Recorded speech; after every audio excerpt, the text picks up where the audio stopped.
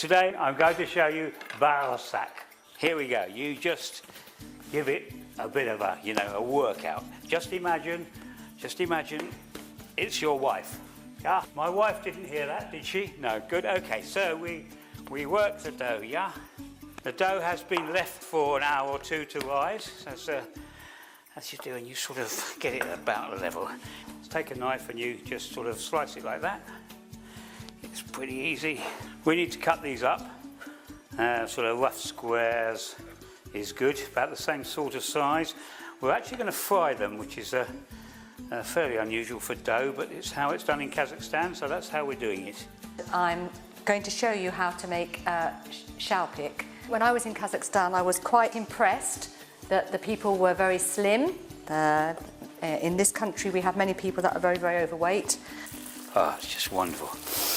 Oh, just smell. Oh.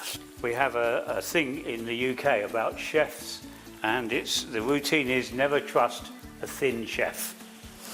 You can trust me. Oh, just smell that. Oh, wonderful. There we go. Leave those for a few minutes. After my trip to Kazakhstan last summer, my husband and myself, we decided that we would do a presentation to our friends, and we decided that we wanted to give our friends an experience of eating proper Kazakh food, but I couldn't get it. So I was very kindly helped by one of the students in Southampton who showed me how to make the Bauırsak. So the last one going in there. I like this because it looks like a smile, it looks like a face. I think that Kazakhstan food is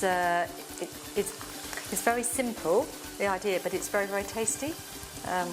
You don't think it's going to be as tasty as it looks, but this will be delicious.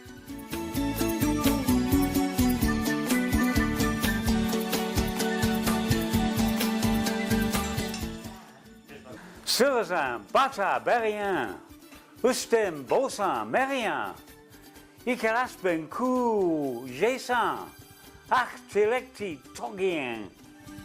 Now he's Uti Bosin.